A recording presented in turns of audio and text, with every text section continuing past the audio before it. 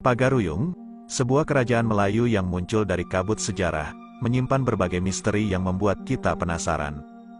Dalam Tambo, dokumen sejarah Minangkabau, tidak ada tanggal pasti yang mengungkapkan awal kerajaan ini. Meskipun Adityawarman sering dianggap sebagai pendiri kerajaan ini, Tambo juga tidak memberikan bukti yang jelas. Namun, prasasti-prasasti yang ditinggalkan oleh Adityawarman menunjukkan bahwa dia adalah raja yang pernah memerintah Pagaruyung, dengan jabatan Tuan Surawasa, seperti yang tercantum dalam prasasti Batu Sangkar. Dalam manuskrip yang dipahat ulang oleh Adityawarman di bagian belakang Arca Amogapasa, ada catatan tahun 1347 di mana Adityawarman menyatakan dirinya sebagai Raja Malayapura.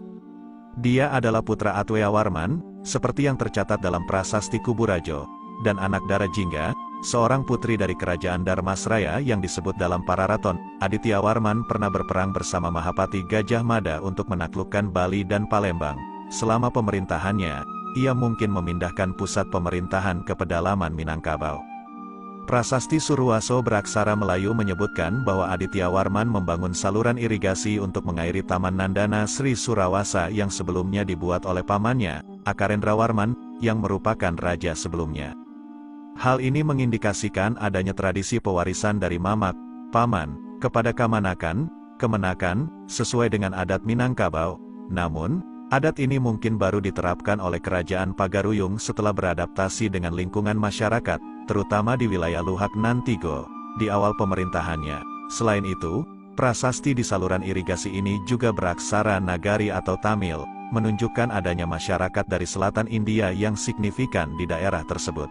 Awalnya, Adityawarman dikirim oleh Majapahit untuk menaklukkan daerah-daerah penting di Sumatera dan menjadi raja bawahan, Uparaja, Majapahit. Namun, prasasti-prasasti yang ditinggalkan oleh Adityawarman tidak mencantumkan keterkaitannya dengan bumi Jawa. Dalam catatan Tiongkok, diketahui bahwa Adityawarman mengirimkan utusan ke Tiongkok sebanyak 6 kali antara tahun 1371 hingga 1377. Setelah meninggalnya Adityawarman, Majapahit kemungkinan mengirim ekspedisi untuk menaklukkan kerajaan Pagaruyung pada tahun 1409. Legenda-legenda Minangkabau mencatat pertempuran sengit dengan tentara Majapahit di daerah Padang Sibusuk, yang dikatakan dinamai demikian karena banyaknya mayat yang bergelimpangan di sana. Menurut legenda, tentara Jawa berhasil dikalahkan.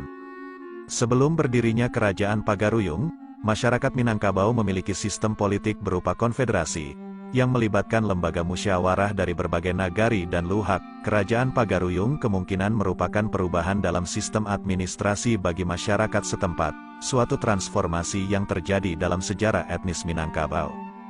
Di abad ke-13, pengaruh Hindu-Buddha mulai menyapu pantai Sumatera, memulai perjalanan panjang menuju masyarakat yang beragam dan unik.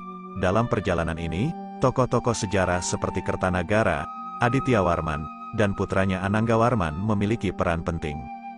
Adityawarman, dengan gelar Maharaja Diraja yang terukir dalam batu di belakang Arca Amogapasa, dianggap memiliki kekuatan yang cukup untuk menguasai wilayah Sumatera Tengah dan sekitarnya.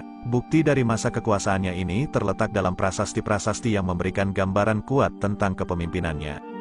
Namun, tidak hanya dalam prasasti, Adityawarman juga merayakan ritual ajaran tantris dari agama Buddha yang dikenal sebagai Hevajra, menandakan peralihan kekuasaan dari Adityawarman kepada putra mahkota Ananggawarman.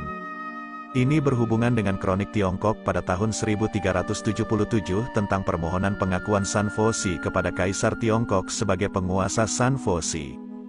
Jejak pengaruh agama Buddha masih dapat ditemukan di pedalaman Sumatera Tengah, seperti di kawasan percandian Padang Roko, Padang Lawas, dan Muara Takus. Kemungkinan wilayah-wilayah ini adalah bagian dari wilayah taklukan Adityawarman. Selain itu, penganut ajaran ini, seperti Kubilai Han dari Mongol dan Raja Kertanegara dari Singhasari, telah menganut ajaran ini sebelumnya.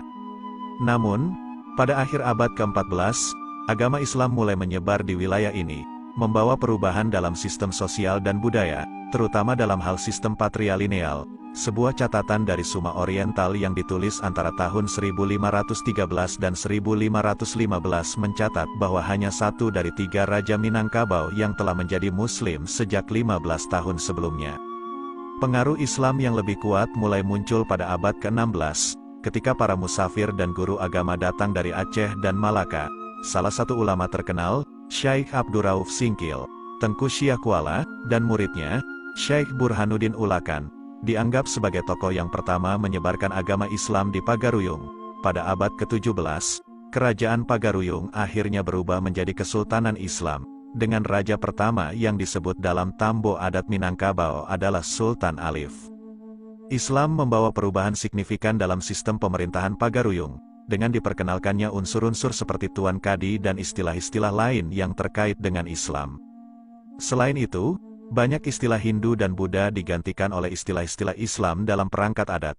Namun, ada beberapa sistem dan cara adat yang tetap dipertahankan, yang pada akhirnya memicu perang saudara yang dikenal sebagai Perang Padri antara kaum Padri, ulama, dan kaum adat, sebelum Belanda turut campur dalam konflik ini.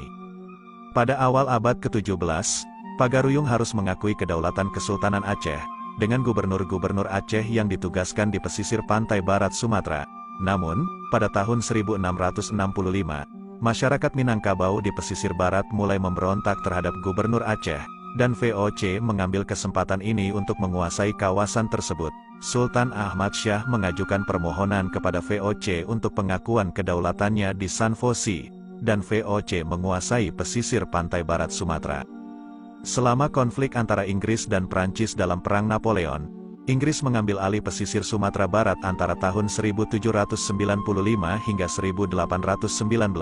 Selama masa ini, Thomas Stamford Raffles mengunjungi Pagaruyung pada tahun 1818, menyaksikan peperangan yang merusak ibu kota kerajaan.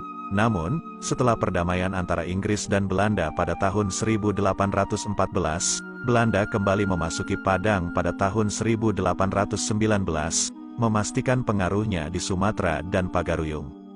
Pada saat-saat menjelang Perang Padri, kekuasaan Raja Pagaruyung telah melorot, meskipun raja tetap dihormati oleh masyarakatnya.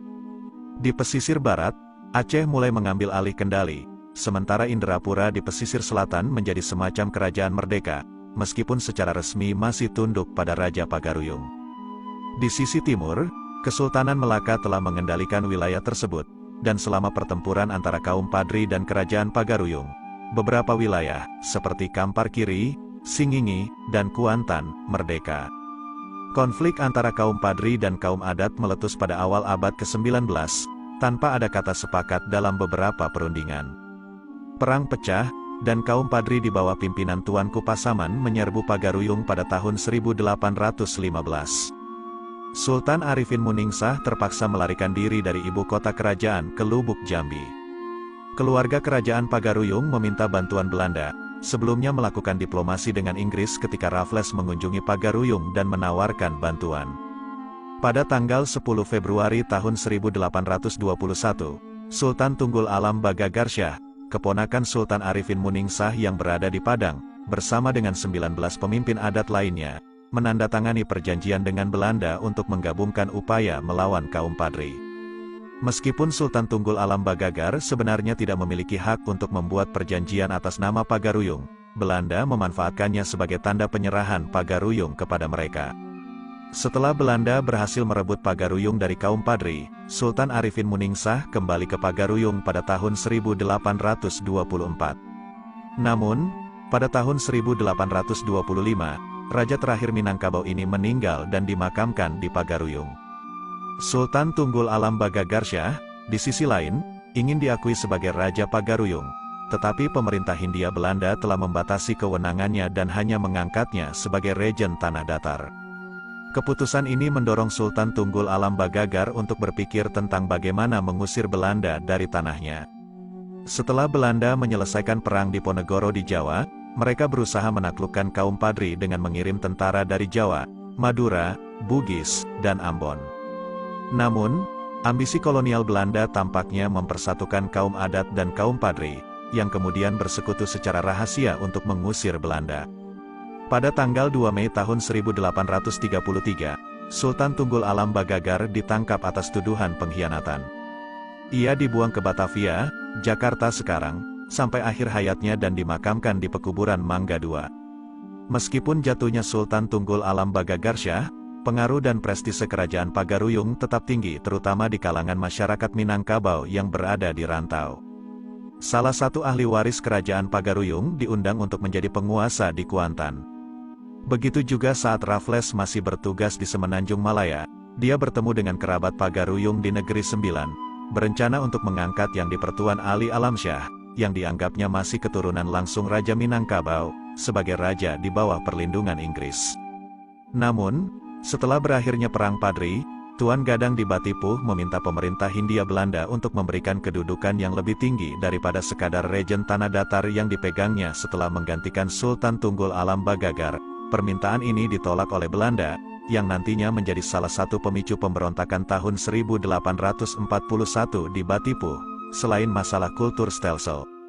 Menurut catatan Tome Pires dalam Suma Oriental, wilayah Minangkabau tidak hanya mencakup dataran tinggi pedalaman Sumatera tempat tinggal Raja-Raja Minangkabau, tetapi juga meluas ke wilayah pantai timur, dari Arcat, antara Aru dan Rokan, hingga Jambi, serta mencakup kota-kota pelabuhan di pantai barat seperti Pancur, Barus, Tiku, dan Pariaman. Bahkan, daerah-daerah seperti Siak, Kampar Pekantua, dan Indragiri, yang awalnya merupakan bagian dari tanah Minangkabau, kemudian lepas dan ditaklukkan oleh Kesultanan Malaka dan Kesultanan Aceh. Wilayah pengaruh politik kerajaan Pagaruyung adalah tempat di mana budaya Minangkabau tumbuh dan berkembang. Wilayah ini dapat ditelusuri dari catatan dalam Tambo, legenda adat berbahasa Minang. Sikilang Ayabangi, ini adalah batas utara, yang sekarang berada di daerah Pasaman Barat, berbatasan dengan Natal, Sumatera Utara. Taratak Ayah Hitam, merupakan daerah di Bengkulu. Durian di Takwak Rajo, ini adalah wilayah di Kabupaten Bungo, Jambi. Ayah Babaliak Mudiak, merupakan wilayah di hilir Sungai Kampar, Kabupaten Pelalawan, Riau. Pengaruh kerajaan Pagaruyung bahkan meluas hingga hampir seluruh pulau Sumatera, seperti yang tercatat dalam buku William Marsden berjudul, The History of Sumatra, 1784. Lebih mengejutkannya lagi, beberapa kerajaan di luar Sumatera juga mengakui kedaulatan Pagaruyung, meskipun dalam bentuk hubungan yang beragam. Terdapat sebanyak 62 hingga 75 kerajaan kecil di Nusantara yang menginduk pada Pagaruyung, tersebar di Filipina, Brunei, Thailand, Malaysia, serta di sejumlah wilayah di Indonesia, termasuk Sumatera, Nusa Tenggara Timur, dan Nusa Tenggara Barat. Hubungan ini didasarkan pada gradasi yang berbeda, seperti Sapia Balahan, garis keturunan perempuan, Kuduang Karatan, garis keturunan laki-laki, Kapak Radai, serta Timbang Pacahan, yang semuanya merupakan bagian dari warisan kerajaan tersebut. Kerajaan Pagaruyung tidak hanya sebuah entitas politik, tetapi juga sebuah pusat budaya yang memancarkan pengaruhnya jauh ke seluruh wilayah Nusantara. Kejayaan dan warisan kebudayaan kerajaan Pagaruyung adalah bukti gemilang dari masa lalu yang tak terlupakan.